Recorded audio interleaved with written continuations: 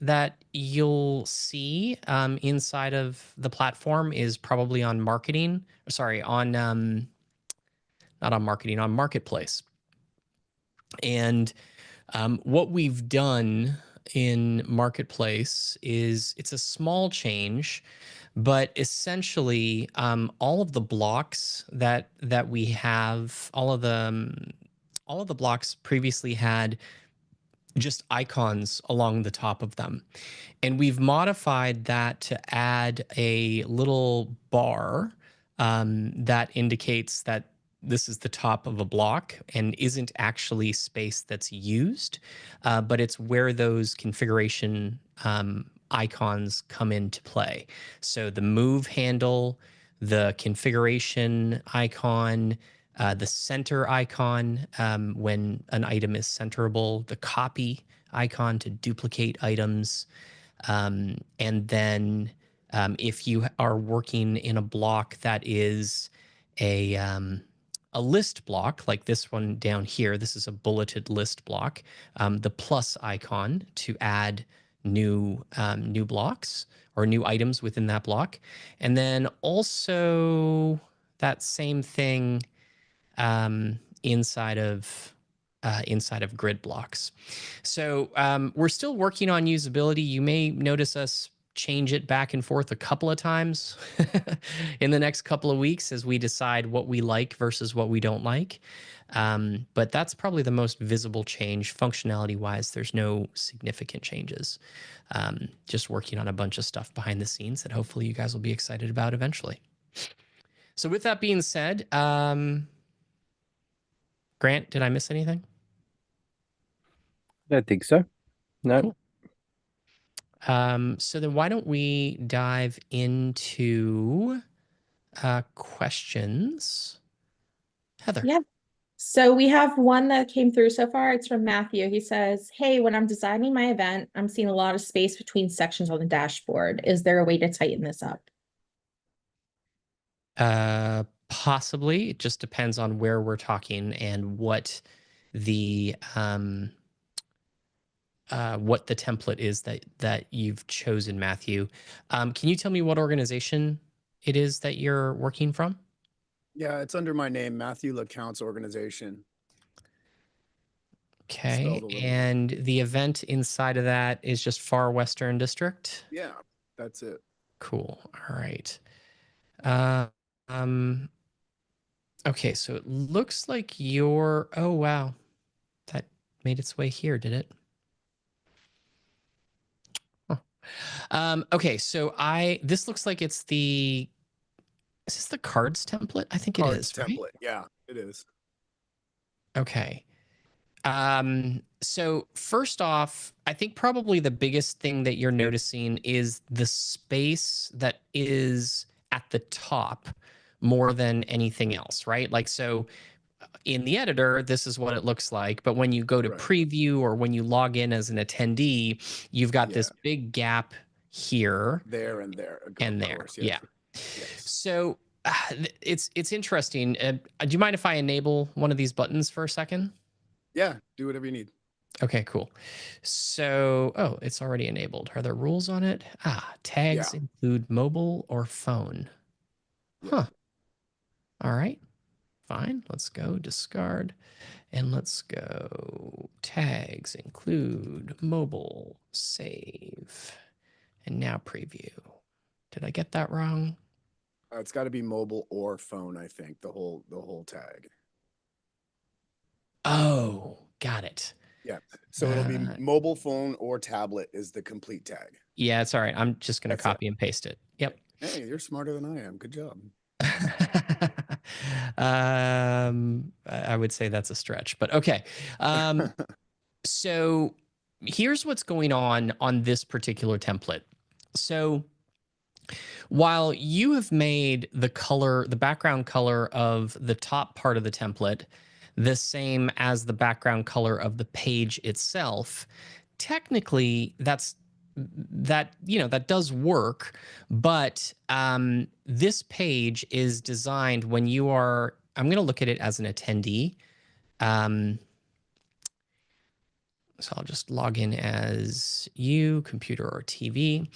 And what you'll see here is going to be a little bit different than what you see in preview mode, because what it does is this everything above the scroll down for more is what is loaded in the primary window. And it actually doesn't matter. Like if I reduce the size of my window, it's still all there, because Right. it's this area above the scroll down for more is meant to be an above the fold section. Cool. And the thing that is the reason for that is because that particular item or that particular template was originally designed with the intention of having a background image as the well, really just having an image as the background. So let me just Okay. show you an example, because I've got an image that we use as backgrounds. I'm going to remove your opacity just for a second. Sure. And I'm also going to do the See same what you did. thing here. That's 80. Okay, I'll bring it back. So this is kind of what it was originally intended to look like, right? So, and that's a not great image, but whatever. So the intention was for everything above the fold to have that background image as Right. kind of a primary design element above the fold.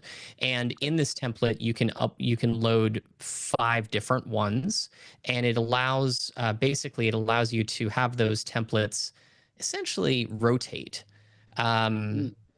So that's why you're not really able to accomplish what you were trying to accomplish. Was this at Right. 100% here? Yeah, to match. There we go. Yeah, so that's why you're not quite able to accomplish what you're trying to accomplish, because of the template you're working with. If you wanted these to be tighter, what I would probably recommend is that you look at the lefty template, because the lefty template would have them naturally be tighter together. So that's kind of the long and the short of it, which is no, you can't adjust the spacing above the fold, and the reason why, and a template that you can look at to accomplish that.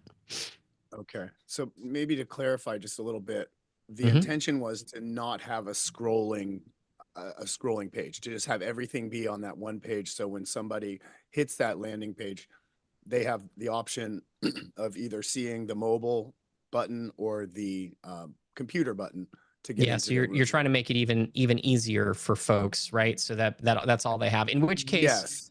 In which case I would say to you, you're on the right path, right? Mhm. Because using the template that you did, here, let me share my screen again on desktop. It almost doesn't matter what window size I make this, it will adjust, Yeah. right? Even if if I go down this way, I've got a little bit of an issue with sizing because of that countdown timer. That's something for us to look at.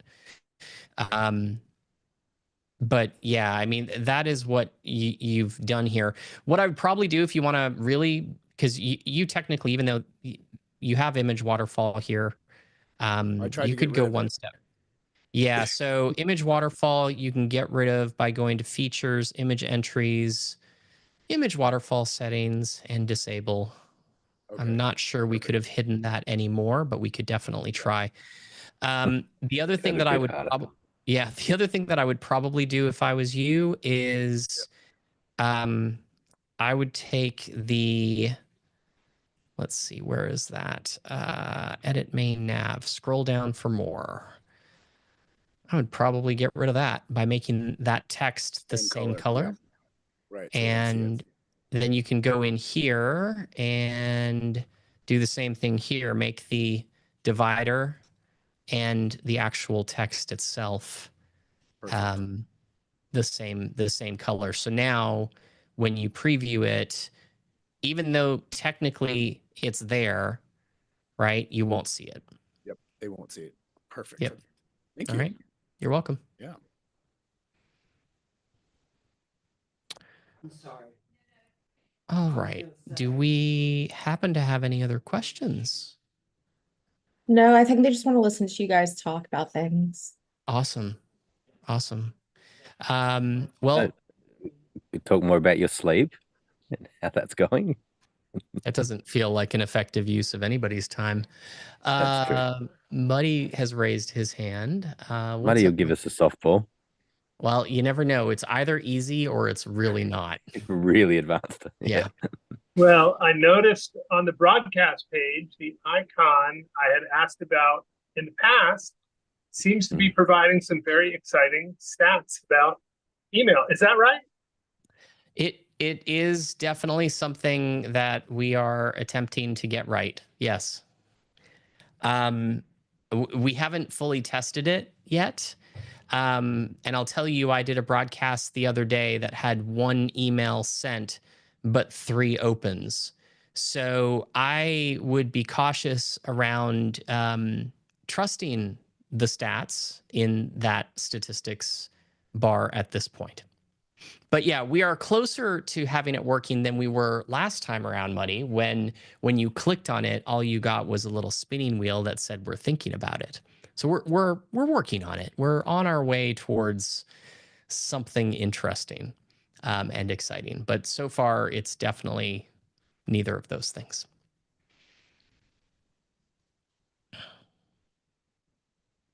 All right, John, I see you have your hand raised. What's your question? Two things. Number one, thank you for the email telling me that this was starting in 15 minutes. For some reason, this showed up at 3 o'clock Yeah. on my calendar instead of 2 o'clock. I don't know why that's the case because that's coming from you guys, that calendar thing.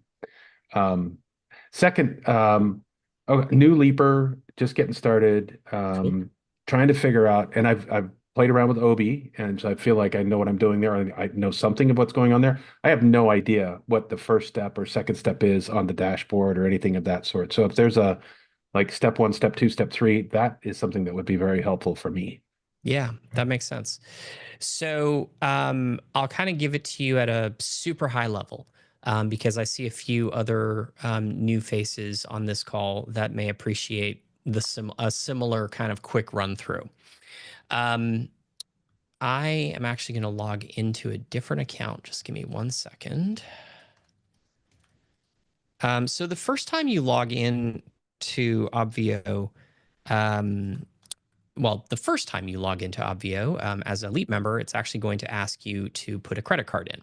But once you've done that, and you've already done that because you've gotten all the way to Obi, when you first log in, you're going to see an organization page. Now, it is possible that if you only have one organization, it actually takes you directly to the event page. But an organization page allows for you to have multiple companies that host events within your Obvio account.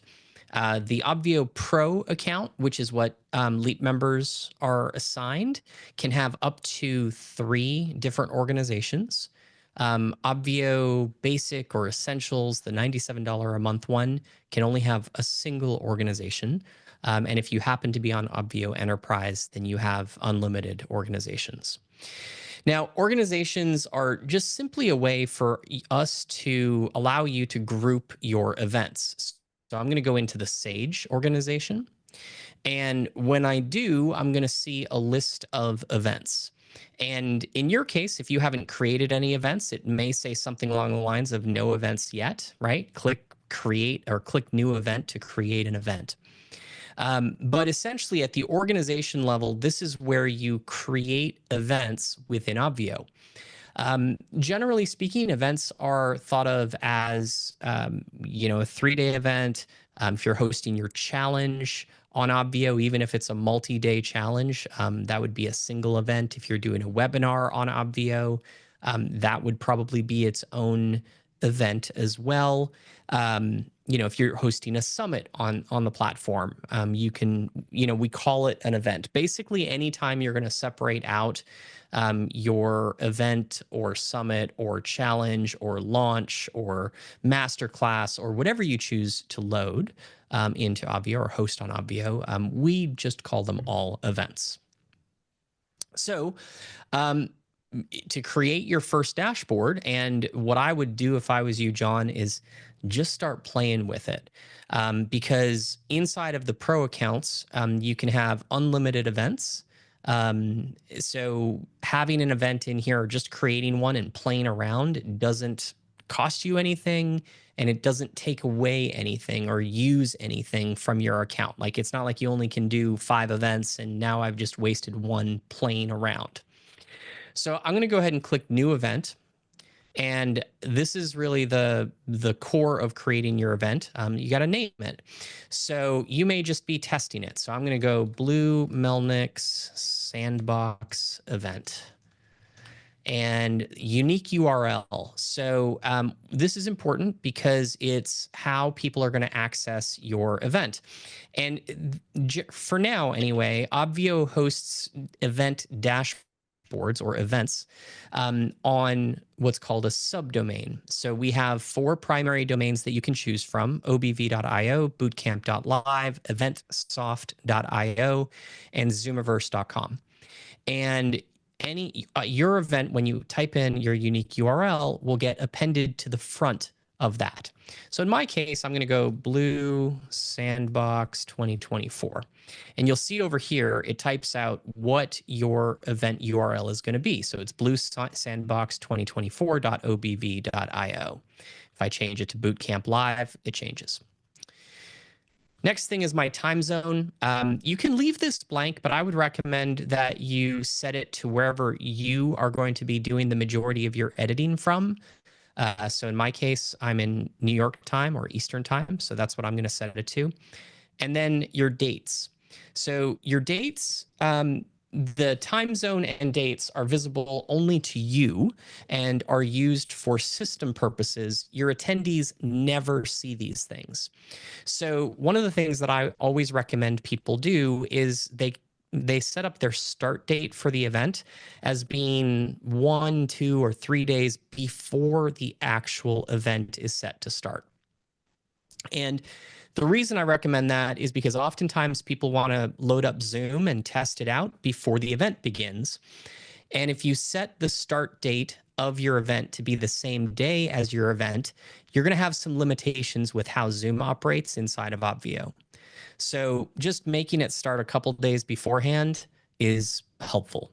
If you're just testing and you know you're going to be testing for the next couple weeks, I would say, okay, I'm going to have my event start tomorrow at midnight, and then I'm going to have my event end October 31st at 11:59 p.m.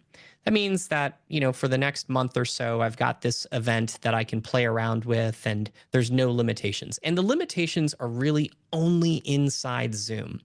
The actual platform itself, attendees can access, and you can access your dashboard and all of the pages within your event before the event starts and after the event ends.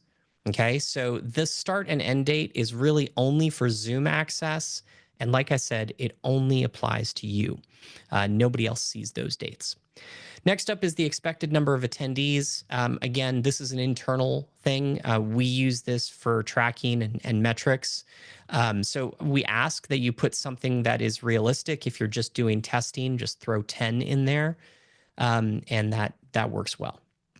From there, you have the ability to load a fav icon or favicon, however people say that. And essentially what that is similar to this little Google icon or this calendar icon or this icon here, or honestly, the Obvio icon right up here in my tabs. That's where the fav icon shows up. It is totally optional. Most people don't set it. In fact, I rarely set it on any of the events that we create. But some people like to customize the fav icon so it's not the Obvio logo, but is in fact one of yours. Next up is the logo itself, and the logo is really it's really just for you. Now, when I say for you, that logo for now anyway, we do have intentions of using that somewhere else, but for now, it simply is something that when you load it, and I'm going to click create here. on your event page, the logo shows up.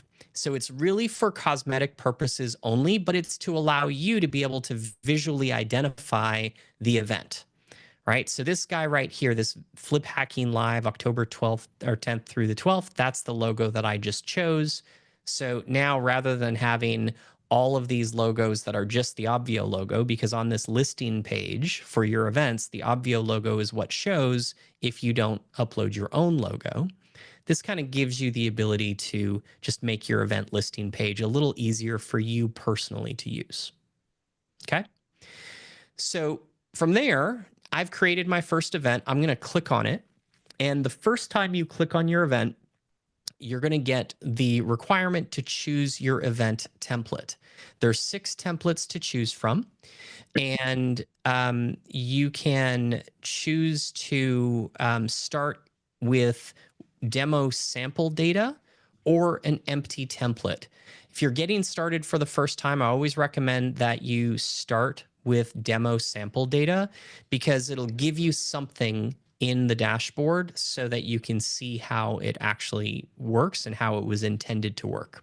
Now, if you're not sure which of these templates to use, if you click on the images, you do get a couple of screenshots that give you an idea of what the templates look like. Or you can click on View Sample Dashboard. And when you do, that'll open up that dashboard in a new tab for you and show you what it actually shows you what the demo sample data will come across as. And this is a functional dashboard. So if you wanted to, I could go to the speakers page. I've got myself and Grant here. I can go to the sponsor page. I've got Sage and Obvio there. I can go to Zoom backgrounds and see how that shows up on this particular template. I can go back to main. So that's, how you can look at which of the templates you want. And let's say I wanted to use the cards template. I would click Start with Demo Sample Data, and I would click Select. Now, when you do that, that is going to give you this event statistics page. Right now, you don't have any attendees in your event, which is fine. But now the first place you want to go to is design. And design is where you get to hover over each of the different elements within the dashboard and make changes or tweaks to how the system works. Anything that you want to change inside of Obvio, when you hover over it, you're going to get a series of icons. Copy, if it applies to that particular section, a move handle, and a gear, which is what we call the config panel. And when you click on the gear, that's where you get the majority of the settings that you can modify for your buttons, or if you are working with a blog post, it'll show you the majority of the buttons that you can modify for blog posts. So what I would start doing at this point is I would just start playing. And that's a good starting point. It obviously doesn't give you everything you need to get started, but it kind of gives you the high level of how to create an event, pick a template, and then start playing around. What I'd say to you is once you get your design down and how you want it to look, now it's about starting to figure out, okay, how am I going to bring my attendees into the platform? So are you going to use the marketplace feature to sell your ticket or enroll your attendees into your event? Or are you going to use an external system or an external platform like ClickFunnels or Go High Level or Keep or one of the other platforms that are out there that allow you to sell tickets? And then when you sell a ticket on that platform, bring that customer or that attendee information into Obvio. So that is, both of those things are possible. You can automate that process. You can also, there's basically four ways. There's basically 4 ways to bring attendees into Obvio. Way number 1 is through the marketplace system, where when you set up a purchase page for your event, when somebody buys a ticket, they're automatically added to Obvio. There's nothing you have to do. It's all integrated. The second way is to manually add them, right? So if you're doing an event for 10 people, rather than figuring out all the automation and all of that jazz, you may just be like, you know what, I just want to add these 10 people manually. It's just 10 people. And you can do that by going to the attendees page on the left-hand side and just start adding your attendees by clicking the big blue Add Attendee button. The third way that you can that you can bring your attendees into the platform is via CSV file. And you can do that by clicking on Attendee Tools and clicking Import, and importing a file of all of the attendees who purchased on a third-party platform. And then the fourth way, and the way that I think is for if you're using an external system and you're doing an event for more than 10, 15 people, you may want to consider automating bringing people in from external services. And we natively integrate with 7 third-party platforms plus Zapier. So we natively integrate with Keep, MailChimp, HubSpot, HighLevel. HighLevel, incidentally, includes all of the HighLevel resellers, of which there are many. So HighLevel covers all of those. ActiveCampaign, ConvertKit, or I believe this fall they're being renamed or rebranded to Kit, and then Entreport. And then, of course, Zapier gives you the ability to connect to another 1,400 or so other platforms in some way, because we have a native Zapier integration that is public on the Zapier platform. So those are the 5 ways that you would get your attendees into the platform. And once you get to that step, the next level is, okay, how do I now host the event? I've designed my dashboard. I have my attendees in here. How do I start Zoom? How do I send out the link for people to get in? And what I'd say, John, is once you get to that point, come back and ask the question, and we'll narrow it down for you. There is also a training. It's an 8-part training that was recorded about a year ago, and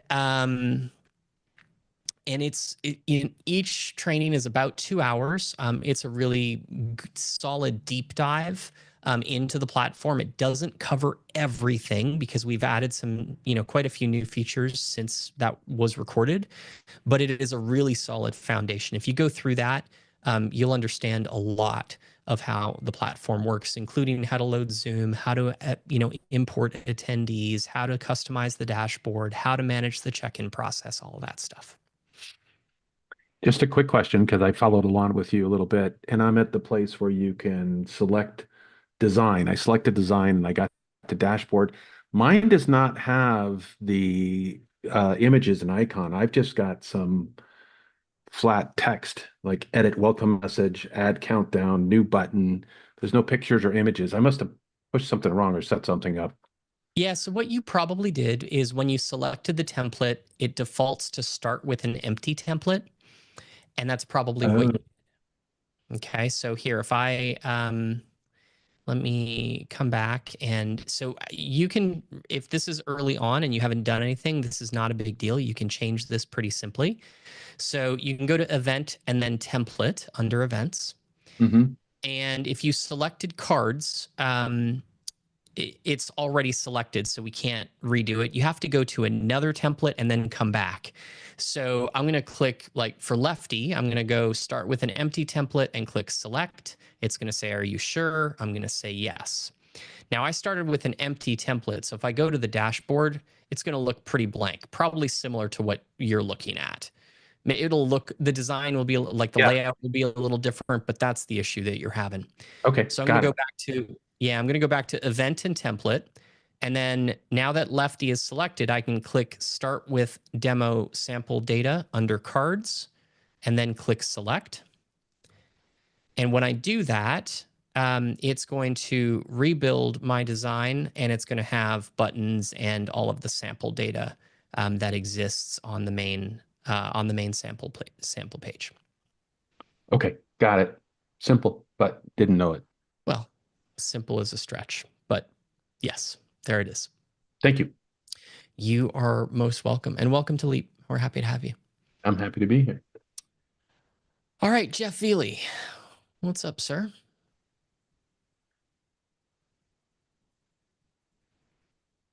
Zoom is unmuted. Your microphone is not.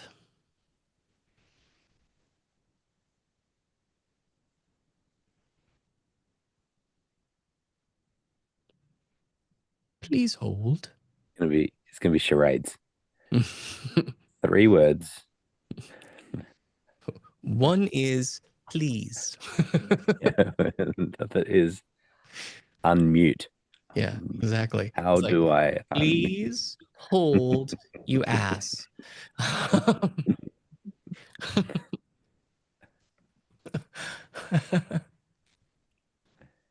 All right, no worries.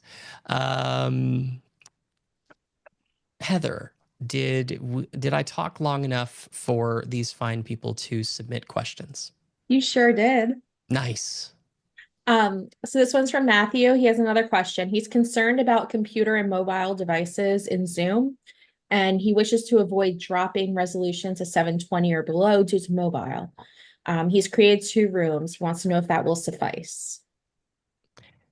It will, but it does introduce its own challenge, Matthew, which is you now have to make sure that you are broadcasting audio and video to both rooms simultaneously.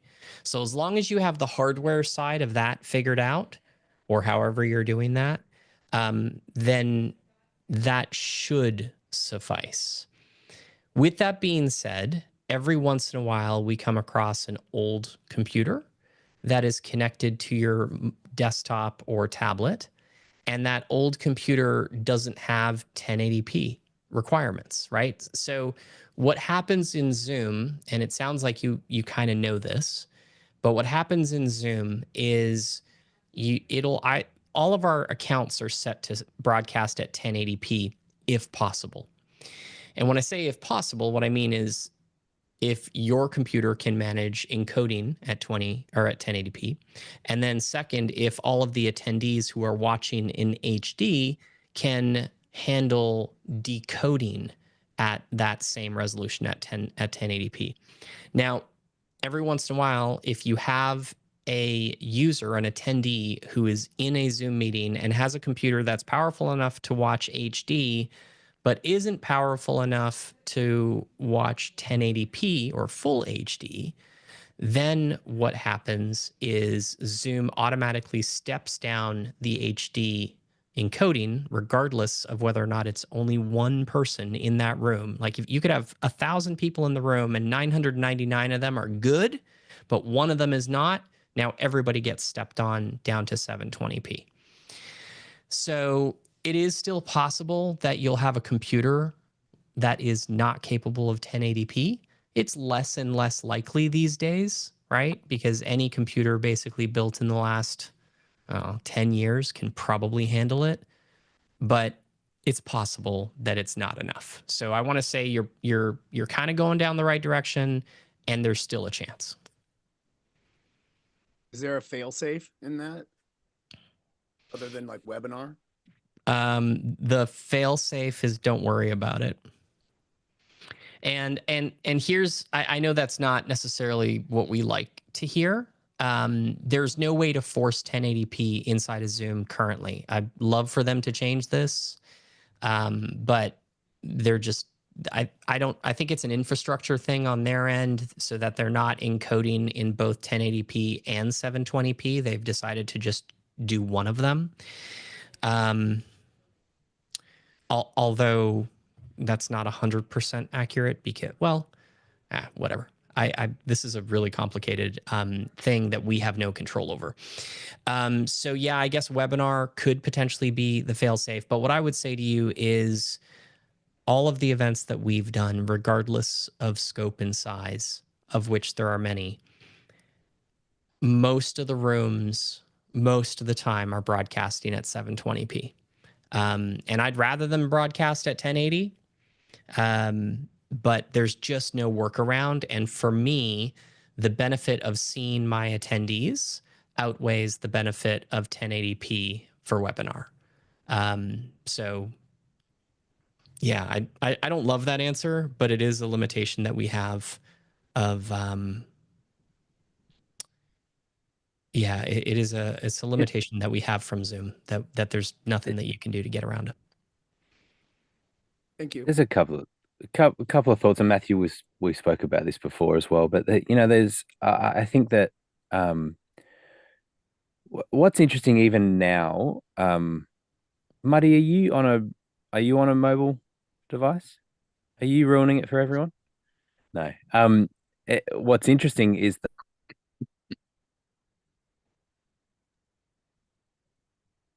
Did I lose? I lost audio. Oh, sorry, no, that was me. His audio was gone. I think Muddy was making it muddy. You I got think me. You got me now. I think Jeff was messing with your yeah, we got you. Okay. So what's interesting now is that I am receiving 1080 from Blue, even though Muddy's on a mobile device. And so it's not, but just before it was 720. And so I was tracking that. What's interesting is I'm sending at 720, but I was sending at 1080 before. So it does change around a little bit. It's not, and it depends a lot on the devices, as Blue said, are in the meeting. The chances are the more people that you have in there, the more likely it is it's going to go to 720. And I think there's another way of thinking of this, and that is that you and I, a few of us will pick whether it's 720 or 1080, and most people will not. And the time and effort that you put into trying to make 1080 work, if you put that into your production workflow, and you have great cameras, great lighting, all of that, that's going to have a bigger impact than the jump to 1080. That 720 image looking really nice is going to look great, and the chances of people viewing that on a 1080 or a large screen where they would pick the difference is unlikely. But I know for your particular use case that perhaps seeing all the attendees isn't as big a deal, and so you've just got to weigh that up. And I know you're kind of comparing with, you've done lots of live streaming, and the latency of live streaming is not actually a big deal either.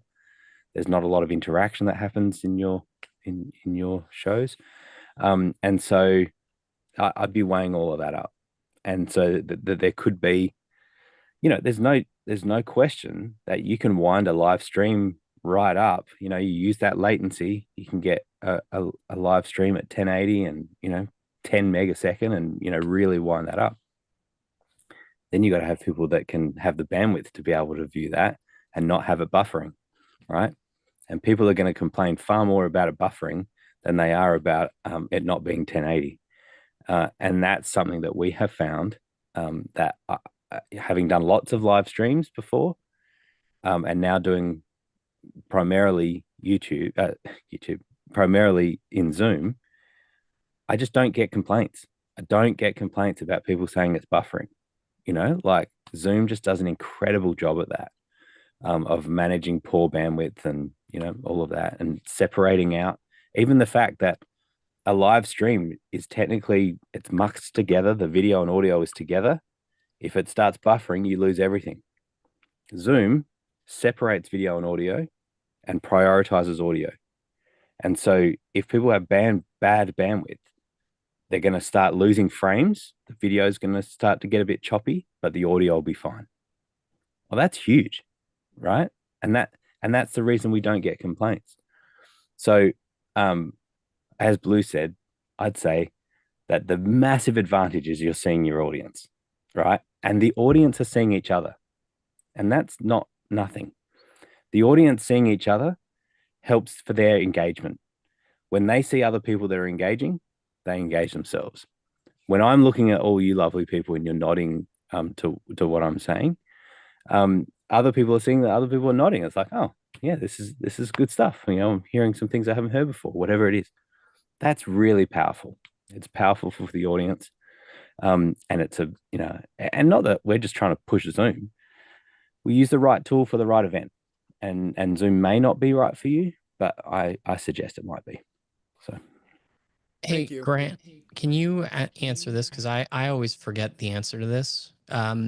What happens to the recording of Zoom? Did you get it? Did you get no, it? it's one of the problems Do you with need a setting pair up of a studio chopsticks, Mr. Miyagi? in my garage. Is- And set up in my garage and get mosquitoes in here. It's spring, all right. Spring has sprung down here. So what happens with recordings is that Zoom will upscale to the highest resolution that it got during that event. So if it starts off at 1080, which often we do because we've joined the meeting that way, and then throughout the meeting it goes down to 720, it's going to upscale that video to 1080, and the whole video will be 1080. The same goes for the screen captures of the screen sharing. If everyone does a screen share at 1080 and then someone comes in and does a screen share at 4K, that whole video will be upscaled to 4K. And so that's how those recordings work. So, but again, having a local recording is always best practice, which you would do anyway, Matt. You have I'm sure Yeah, you've got lots of ISO recording. that sometimes is the flip question, though. Maybe not from Matthew, but from others, right? Like, oh well, did my recording also get dropped? So okay, cool. Right. Yeah, and there definitely is some, no pun intended, but there's definitely some black magic going on behind the scenes Yeah, with there is. Zoom, and their decision. Like my send is vacillating right now between 1080. 2 seconds ago was 320. Like, Yeah, and I'm sending and receiving at 1080 now. yeah, so. me too. But now I'm sending at 1280. Like I don't know. I got nothing. And for people that care, you can find the stats that we're looking at. Is just in the Zoom settings, and then down at statistics, and then video, and you can see what you're sending and receiving, and you can see packet loss on your connection, things like that. You can geek out as much as you like on that. But yeah, And for those of you that don't need to know, your audience will tell you if there's a problem. You don't need to be looking at statistics. no, and they won't be telling you that this looks like it's 720. Yeah, no, they'll be like, I can't see anything, I can't hear anything. What's going on? That's right. Yeah. Yeah. And then there's other things that you get to remember, like when you see one person in the chat say that and you're in a room of 500, you don't actually have a problem, right? No, but when you're in a room of 550 people say it, you've got a problem. So there's little things that you start to understand as you do larger events more and more. And that goes for your character as well. If you have one person that calls you a goose, you may not be a goose. But if you've got 5 or 10 people that are saying you're a goose, then you may need to look at yourself in the mirror and just and work on yourself. Is that an Aussie thing? What does that mean? A goose? That you're a goose? I don't know. It's a clean show, Blue. It's a clean show, but you can insert whatever derogatory term. Expletive. Yeah. Yeah, expletive. Yeah. Exactly. Perfect. Muddy, do you have a follow-up to that? I saw you raise your hand. Yeah, just wanted to add one other quick element that impacts resolution, and it may explain a little bit of why one person's resolution may be oscillating a little. The other thing that Zoom does is it will only pull the resolution that's needed by someone at that time. So if everyone is in gallery view, it's only going to pull a small resolution video because people are only viewing it small. But if someone is in speaker view, or someone has it pinned, or someone is spotlight, then Zoom knows that video is large and it's going to try and pull the largest possible resolution. So if there's someone in your meeting in the recording that you really want to be as high a resolution as possible for as much of the meeting as possible, having another computer where that person is pinned on the full screen will help Zoom know that to request the highest resolution possible. So That's what I wanted to add. Thanks. Cool. Yeah, that's good. Yeah, Jeff's got his hand raised, but that doesn't mean his mic works. Yeah. Yeah. Hey, I'm coming in to Whoa. correct that. Hey. Welcome to Talk You Radio. guys, thank you very much. I appreciate that. Traffic today. Speaking of, we've got diagonal lines that have appeared on the dashboard that are new. I logged in today and I was like, whoa, what's this? Is Yeah. that like a padding thing? Yeah, it's a short-term thing that as I actually didn't realize that when it's supposed to only apply to marketplace. So you'll see that disappear overnight. Okay, gotcha. Yeah, because Thank it's you. ugly as heck and hard to keep your eyes on. I was dragging buttons around like, is there a purpose for this? Is there, and I was like, maybe padding? Like they're doing No, improvements with padding? I don't know. it has to do with marketplace and blocks within marketplace, and making it a little bit easier to understand where each individual block lives. So we're playing around with usability features on marketplace, and some of the changes that were made overnight are not long for this world, including what you just referenced. All right, fair enough. Thanks. Yep. Muddy, is your hand raised from before, or did you re-raise it? Oh no, it's still raised. Let me there we go. All right, cool. Okay. All right, Heather, next question.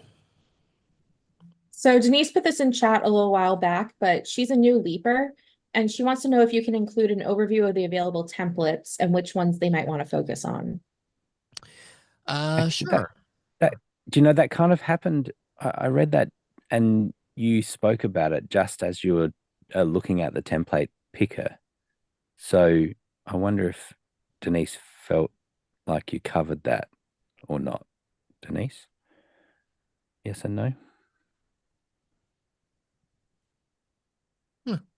Perfect. He did. Great. Thank you. There we You're go. welcome. All right. I So was the next, listening. oh, I'm sorry. That wasn't a dig at you. That was actually just Go away, Grant. Yeah. I don't know if you want to answer this, but Camille says, can you give me some direction on creating an OB for my company? On creating OB for your company? Yes. I mean, hire developers, have a good idea, have it designed, and then give it to the developers. Don't rely on the developers to do design work, because if you do, you'll wind up with a bunch of diagonal lines in places you shouldn't have them. Those are my preliminary thoughts. OB is based on top of the OpenAI API, which is the same backend that powers ChatGPT. And then the other thing that I would recommend you do, and what we did before we started writing a single line of code, I actually created a custom GPT inside ChatGPT, and trained it the way I was expecting. I trained it with some of the same content that we trained Obi with in the back end, and started looking at what my responses would be based on how we formatted and structured the prompts. From there, we had to go one step further because ChatGPT does its own modification to how how the AI functions, or how GPT 4.0 or whatever the current version is functions. So before we started writing code, we actually went one step deeper, and in our developer account created a sandbox, where we were structuring the prompts as well as the user prompts exactly how we use them with the API. So there's all of the things that we kind of did in advance, but in the end, and that was the most critical part. The next thing that I'll say to you is, for the most part, you don't really, if you have the idea and you know how OpenAI and ChatGPT work, you don't need a developer who's an AI developer. Okay. That's not a real thing. It doesn't exist. I mean, it may exist, but none of the people who are like, oh, I'm an AI developer or a chat GPT developer, who are kind of promoting themselves as understanding and knowing AI, they don't. What they know is how to submit information to the OpenAI API and return back the response, which any developer who understands like today's development languages can do. Right? The person who developed Obi for us prior to us working with them on developing Obi had never touched OpenAI. Never once. Had never done anything with any AI platform outside of maybe a little bit of mild usage on the front end. What he knows how to do is how to connect systems and how to make two back-end APIs talk to each other, which is what we needed because we have an API for Obi and Chat GPT has, or OpenAI has an API, and they were able to get the two to talk to each other because that's not AI, that's just normal development. So there's definitely a little bit of smoke and mirrors right now with developers who are claiming to be AI specialists who really are not. So there you go. I don't know if that helps, but Yeah. that would be my answer. Thank you. I appreciate that. Mm-hmm. Yeah, I think playing around with the custom GPT is a great starting point because you don't need a developer to do that, and that's where you're uploading a bunch of documents and things to it, and then start asking questions and see if what you get in return from that is something you think is useful. And now it's like, okay, yeah, perhaps there is something I could build out of this and have that data appear, somewhere for your company or whatever. So that's what I'd suggest. I want to integrate it with my course is really where I'm headed with it. Mm-hmm. Yeah, well, and there are some other systems. What's the And I think it depends on, like Camille, Speaking when you say I want to integrate it with your course. to another, I always love it. I love a good wave on a Zoom call. Just think, who's that coming from? Get to do that. I think Is that before. you? Neil, are you watching a YouTube video? Yeah. Of me. Yeah. You must have hit play. Okay. I mean, look, normally one of me is too much. So two of me is definitely going to be too much. Yeah. So I think my question for you, Camille, is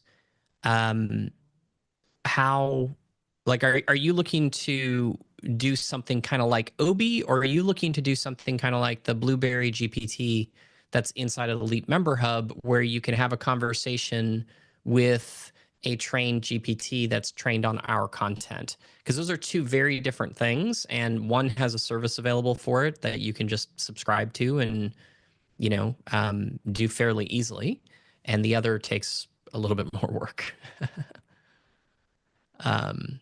So if it's just kind of like what's in the Leap Member Hub, we use, as a part of our Searchy, or what's now called membership.io membership, we have a subscription to their service called Wisdom. And Wisdom essentially allows you to train a GPT on exclusively your content. So when you go in to the Member Hub and you ask questions of the GPT that's in there, it doesn't, unlike Chat GPT that kind of knows all of recorded history, kind of, the GPT that's inside of the Leap Member Hub only knows of Leap's existence. It doesn't know of anything else. So its answers are limited to the 600 to 700 hours of recorded content that exist within Leap. Somebody recently told me that that's how many hours of recorded content we had inside of Leap, and I thought that was insane, but apparently it's true. What I'm trying to do is about 8 hours of content right now. It just really, in my course where I step people through. So I'd say more of a conversation. Like, I want to be able to prompt them and have them answer. So you are kind of looking a little bit towards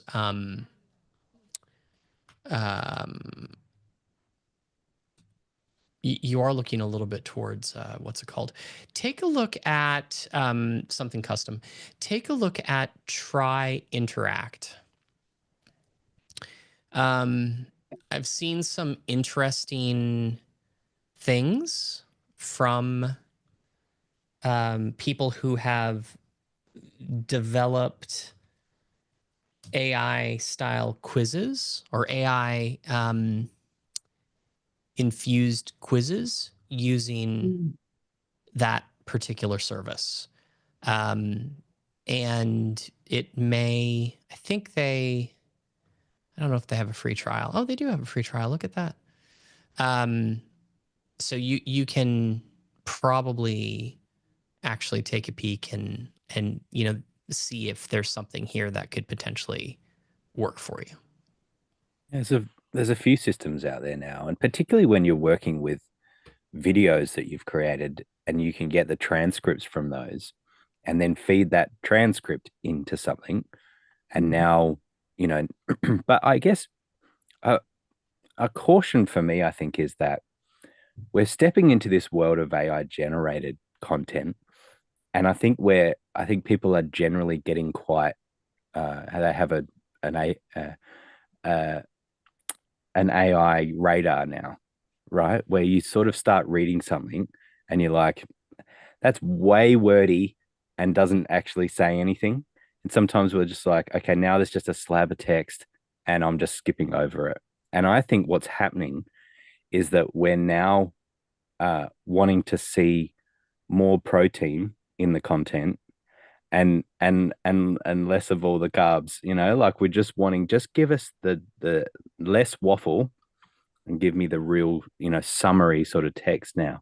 And so my caution is that there's two different ways of going. One is that you start generating content. I know that's not what you're saying, but you're using AI to generate a whole bunch more content. And now look, it's creating all these things and it makes me look like I've got all this extra stuff, but it's not high quality, versus using it to bring out summaries or bring out, pull some content. Like it's a better research tool than we've had before.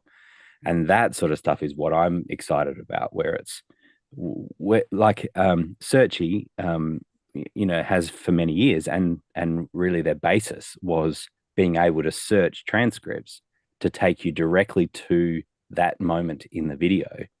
That was their big feature. Well, now doing AI, it's more than that. It's being able to say, you're searching for this term and that relates to this and this and this. And, here's some different parts of the videos that, could be helpful. So yeah, I guess it just makes me think about some of these tools out there are just generating more content and creates more noise. And we want to avoid that, right? But we want to use the tool that's doing incredible analysis and summarizations and things like that I think is really helpful. So when you're searching for tools, you've got to sift through them a bit, I think. Can I say one more thing? Now you made me think deeper as to what I'm really trying to do, which is I step people through these steps, and they should be done in order for retention. It helps them if they're done in order. And what I really want to do is enhance the transcript, but I want to take my worksheets and build in AI to that, where I'm actually having a conversation with them, because I want to enhance what I already have, but I want to enhance it with AI, not just to be creating more content. No, that's cool. That's an experience, right? Yes, there you go. That's what I want to do. Yeah, that makes a lot of sense, and I think it's a great use case now, because we've all used chatbots before and hate them, right? Where you're like, are you thinking of this? I think you're talking about this. Like that's 20 years ago.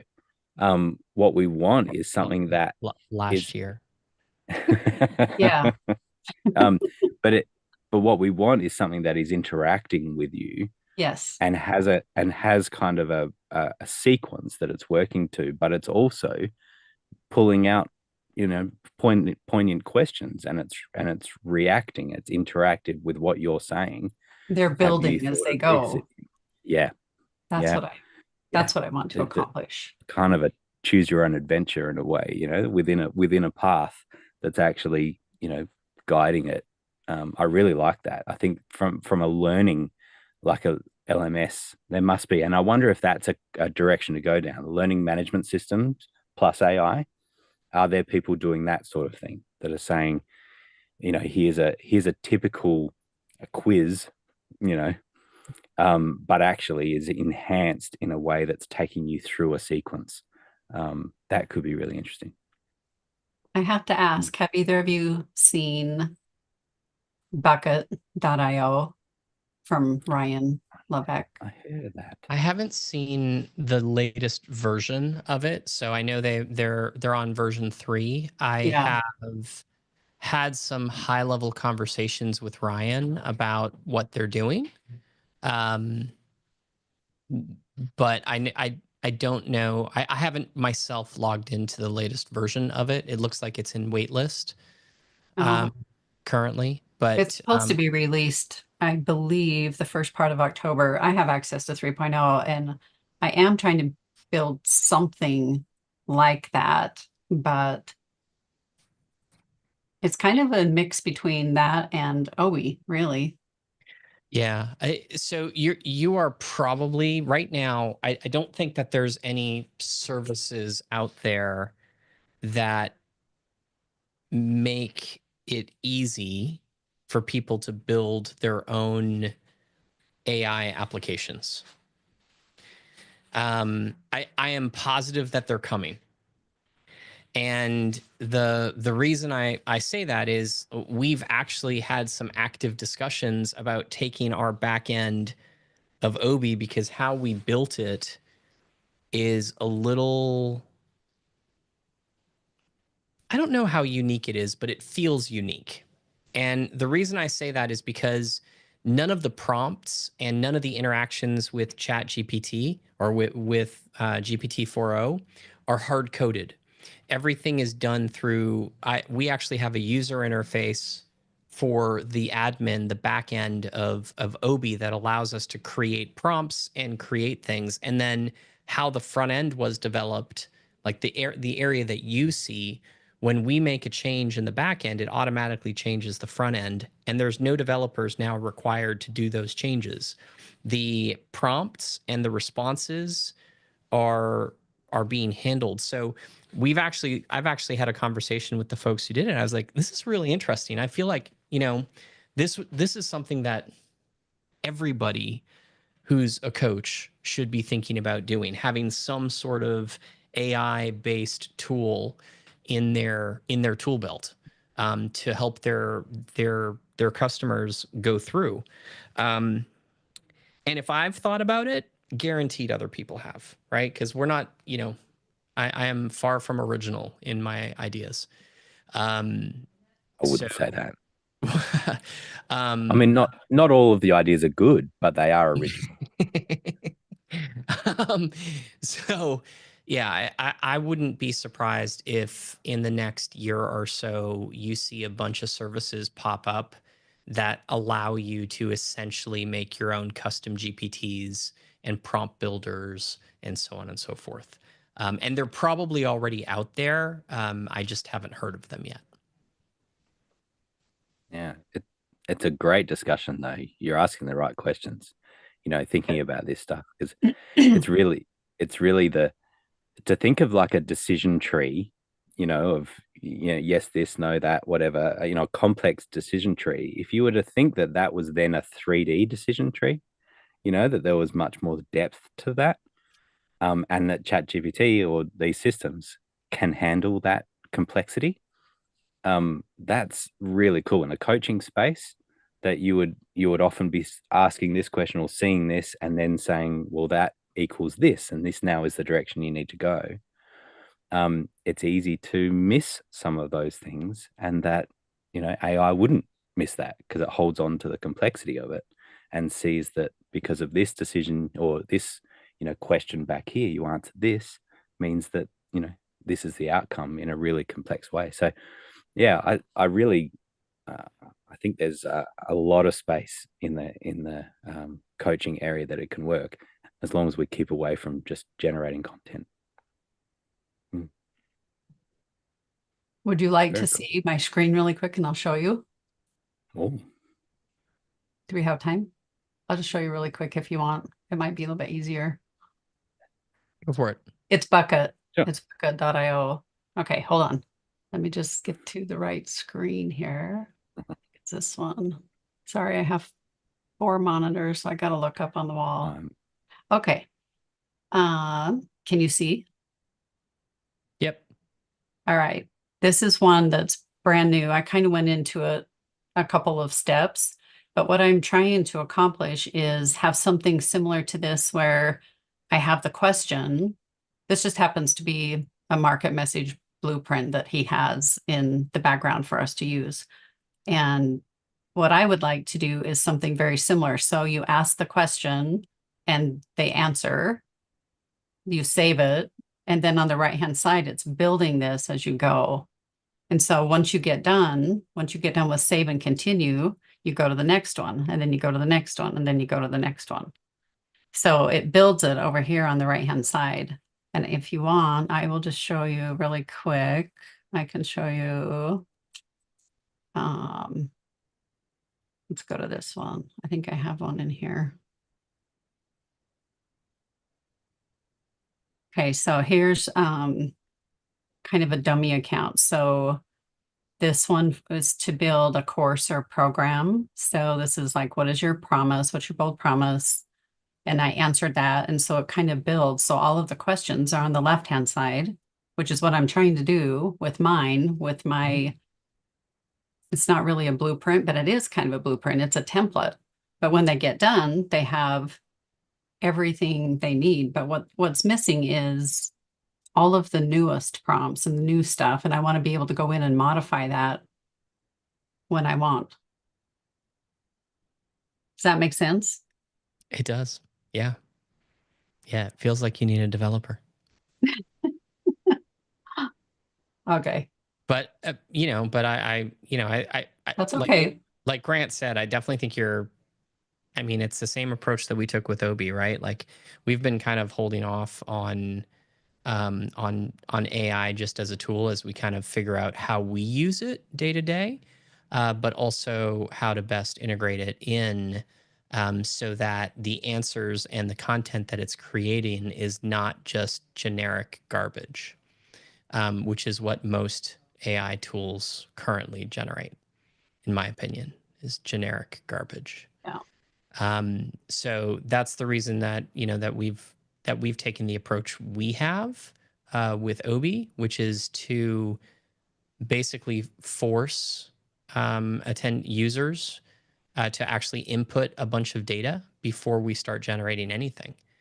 And by the time we get to the point where Obi is going to be generating marketing content, both emails and for sales pages and so on and so forth, it's going to know so much about you and your event and who your right fit client is and what your offer is and what your bold promise is and what your clients or your right fit clients, dreams and desires are and what your right fit clients' challenges are and what your non-negotiables are. Like it's going to know all of that stuff. And if you have modified the responses that it gives you along the way, it's also going to know your writing style, right? So to be able to go from going to ChatGPT and typing in a prompt that says, hey, can you write me an email to invite people to the virtual event on virtual events? Even if I provided a little bit more context, it's just going to be generic garbage if I did that. But after I've gone through the process inside of Obi and I go, all right, create email campaign to launch my event, now all of a sudden what it's going to generate is way different and way more contextually accurate than what it would if I just went to ChatGPT. So that's, there's a lot there. And there's a lot of different ways to look at it. I was having a conversation with somebody earlier this week because I want to do something, and I haven't found a service that does this yet. And it's one of my questions when I actually go to the mastermind that I'm a part of next week, which is we want to create a lead magnet, and part of the lead magnet is an AI-based tool to give you some ideas around what your live event could be, right? Yeah. It's actually not all that dissimilar. I'm 100% blatantly stealing the idea from Amy Porterfield's lead magnet that she did, which was create, give you an AI tool to give you ideas on what your next course could be, right? So exact same concept, we're just repurposing it for events. But the thing that I said to our team, I was like, wouldn't it be interesting? We now have this information. Wouldn't it be interesting if the follow-up campaign wasn't generic? Right? So generally when you write an automated follow-up campaign, you write it generically, right? You don't really know who you're writing to. But because we have this interesting information that has come through ChatGPT, what if we could then use ChatGPT to modify an email template to make it a little bit more customized and unique to each individual who gets it?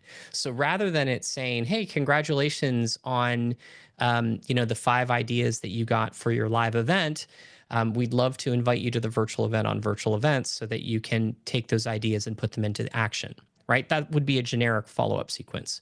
A more customized follow-up sequence would be, hey, congratulations on getting some ideas for your event around how you help small businesses and entrepreneurs grow their list and take their business to the next level. We're super excited to see where that takes you. One of the things that we know it'll take you to is a high ticket offer to serve your audience of, speakers and authors. And we know those people have some very specific challenges, such as yada, yada, yada.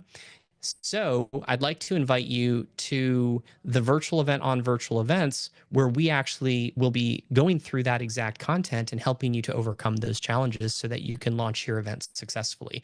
Like if that email was more customized to the individual, because we already know this information about them, I was like, that would be money. Like that would just be so cool to receive an email. First off, it's going to start to feel like you're having a real conversation. It's not going to feel like just a generic autoresponder, right? So I'm currently looking for something like that, right? And it's all about just customizing the user experience so that they feel better served. So anyway, there's a little AI rabbit hole for everybody. Yeah, sorry, but thank you. No, you're welcome. Okay, so Heather, any other questions? Yes, Jeffrey wants to know if there's a way to set up an automatic transcript in the Zoom broadcast to happen. An automatic transcript in the Zoom broadcast to happen? I feel like there are missing words there. Is that Jeffrey Wright or White? Yeah, let's unmute you. Tell me what you're asking for. Well, I mean, basically a transcript of the interaction. I mean, different people would speak, but if it would sort of automatically record that, Yeah. There's nothing actually for you to do, Jeffrey. That's already done for you. So inside of Zoom, what we have done with all of the Obvio-based Zoom meetings that you host is we've turned on all of the recordings already, right? So you don't have to worry about it. One of those recordings is the ability to download the transcript. So when you go into Obvio and you go into Zoom areas, I feel like this is going to take a few minutes to actually load. But so when you go into the event and you go into Zoom areas, if you click on the number for your room down at the bottom, so I'm going to click on room number 1. There's a button up here called recordings. And what you do is you click on that button. And in my case, because this particular event has, I don't know, probably about 100 or so recordings, this page is going to take a while to load. But essentially, once it does, I'll show it to you again.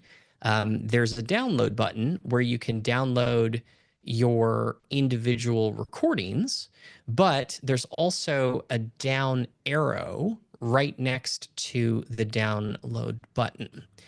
And what that allows for, when you click on the down arrow, it allows you to do other things like download screen share, active speaker, gallery views, screen share, gallery view only, audio transcript. That's what you're looking for. And then also the chat file. So anything, as long as you leave the recording running inside of Zoom, the transcript happens automatically, and you can come in here and you can grab that. On more recent recordings, if you have enabled the AI summary generator, then you actually also have this functionality, which shows you the summary. This is Zoom's companion feature, and we've made that visible to you guys. If, again, the AI summary tool has to be enabled in order for this to function. And it's enabled at the meeting level. Like when you join as the host, you just click on the AI button and you say enable summary. And then after the event, you'll also get this. So those, and that actually isn't a relatively new feature. So there's a couple of things for you on that front. Hope that helps. Okay, Heather, next up. Yes. So Vanessa wants to know if you can give an overview of forms and scripts. Forms, sure. Scripts, I can tell you what it does. Okay, so inside of what you're talking about is inside of an event under design, there is a scripts option. And what scripts allows you to do is, currently you can add scripts to the dashboard on the, in the embed HTML right down at the bottom. You can add raw HTML in here, including JavaScript. But you may want scripts or JavaScript to appear on a different page or only to appear on specific pages. So with that, we added this feature in the last 12 months or so, where you can add a script by copying and pasting it here, and then you can add it to all pages, or you can be specific and be like, you know what, I only want this to show up on the login page, as an example. And then you can name it login page script, and then you would put your code here and click save. And that's essentially doing is adding JavaScript to individual pages. It is definitely an advanced level move. I will tell you it's rarely used, but for those people who need that functionality, it is there. Forms are a little, this is a little bit more common. Again, a more advanced level feature, but I think probably one of the, in my opinion, power features of Obvio. So you have the ability to create fillable forms and place them in a couple of different places on the dashboard. So number one, I'm going to just create a test here, right there. Oh, look, I've already created a test, it feels like. But let me first show you the 3 places that you can place forms. Number one, on the waiver step. If you have the form enabled, you can add a form to the waiver step. This is used for most people who use this as kind of an intake survey for attendees who are checking into the event for the first time. Oftentimes it's, we ask clients to fill in multiple choice forms to give us some data around our attendees. Like if you wanted to know, if you came to TVE, one of the questions that we asked you in this form was,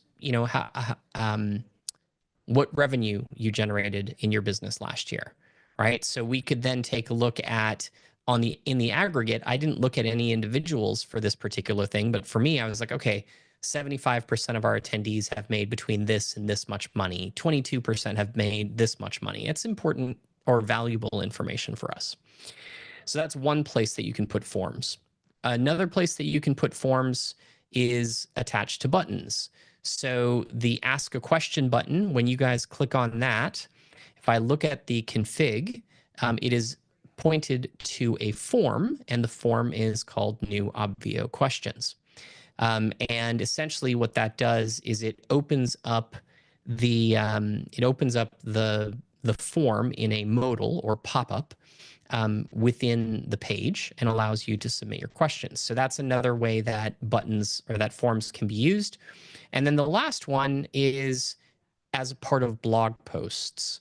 So if you, when you create a form or a blog post, down at the bottom, you can have buttons as attachments, or you can have forms, and you can select a form that you want to have display on, as part of this blog post, and you can have it open in a modal or just be inline. So inline is like this. So what's your favorite color? And then 3 options and a button that says vote, right? So that's another way that you can use forms. Now, how you actually set up your forms is you create it. There's a couple things at the top. Can they edit their answer? Yes or no? Do you allow multiple submissions? So as an example, if this was a vote, right, like a poll, I'd probably not want multiple submissions, and I'd probably not want them to be able to edit their answers. So I'd leave both of those blank. But for the Ask a Question form, we want people to have multiple submissions, but I don't really want you to be able to edit your answer. That gets a little bit complicated with multiple submissions, which incidentally, if you click Can Edit Answer, Allow Multiple Submissions gets turned off because of the complication. So I'm going to allow multiple submissions, and when I do, you can no longer select Can Edit Answer, same reason. And then you have a submit label. So this is the button text that's associated with submitting the form. The submitted message, so like, thanks for voting. Vote now. And then if you have the ability to customize the required field message. This field is required. And then you have a redirect URL, which is optional. So if you wanted to, you could redirect somebody from a form to an external page. A lot of our clients, if they're just having people submit a form on the dashboard, that's not actually used. But if you attended TVE, there would have been an opportunity for you to have a path to profit call. And when you filled out the form, it then redirected you to a Calendly booking link, right? So that's a use case where a redirect was handy. Next up, submission webhook URL. This is an advanced level feature, but it allows you to, for each form submission, send the data to a third-party service. The one that's most common that we use most often is sending a form submission to Zapier, and then taking that form submission inside of Zapier and redirecting it somewhere else, right? So just a Google Sheet is one thing that we do sometimes if we need to see this information in real time, rather than downloading the submissions as they come in. So that's one thing that we do from time to time. Sometimes you may want to store the form submission inside of your CRM. That would be another potential reason to do that. Then you have pick an action for points. So if you have the leaderboard enabled, you can give people points for submitting the form. If you're connected to a third-party integration service, this particular event is connected to Infusionsoft and Zapier. You can have both of these things be fired off. And then you just start adding questions. So label is your question. So what is your favorite color? Is the form that we saw earlier, question mark. And then question type, short answer, long answer, radio, select, checkbox, currency, select priority, which is a little bit of an advanced one as well. So you could do just a short answer, and you could limit your characters as well as the limit error. And then just click save, in which case it'll look something like this. What's your favorite color?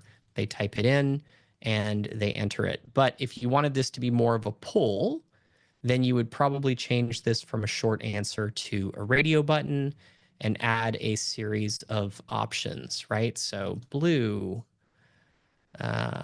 red, green, blue, just because I'd like to give myself a better chance. Click save. And now you have a selectable option. Okay. So once you have that, you go up to the top, you click save. And now this form, I'm just going to call this test new, and then go back to the dashboard.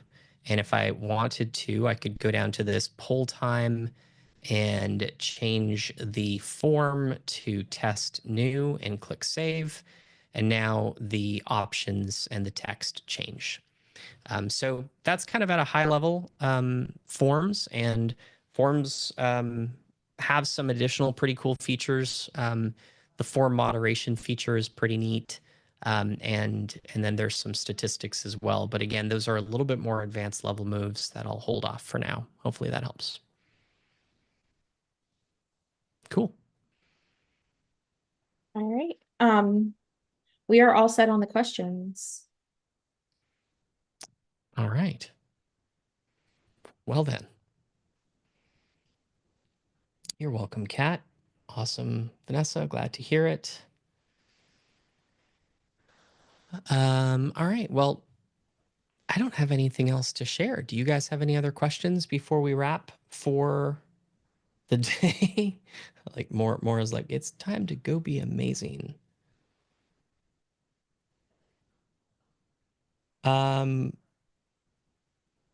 Franklin, possibly. If this isn't the venue for it, I'll let you know.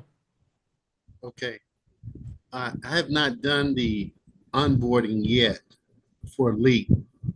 I have an event on next week.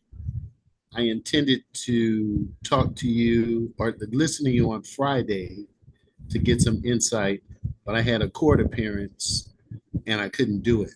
So I want to be able to get some insight. Maybe if I can contact Laura Connors on tomorrow, if you give me that method to do that, I will contact her and get some insight there. Yeah. So you can reach out to the event support team, like the LEAP support team, by emailing leap@poweredbysage.com.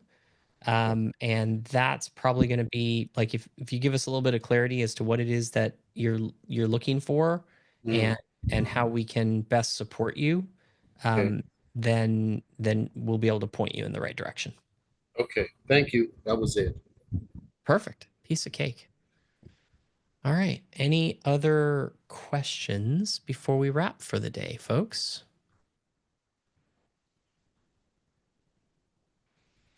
All right. Well, in that case, I'm going to take the gift and take the extra 30 minutes or 28 minutes that I just got back in my day and say thank you all for being here and asking some great questions. Remember, you don't have to wait until next Wednesday's call at 5 p.m. Eastern to ask your questions. You can do that by going into Obvio and clicking on the chat bot within the platform between about 9 a.m. and 5 p.m. Monday to Friday. Our team is there to support you. You can also email us at help@obv.io, and we're there to help you as well.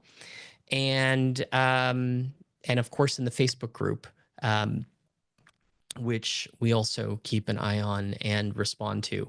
The cool thing about the Facebook group, and you'll see this if you go to it today, is over the weekend when our support team isn't online.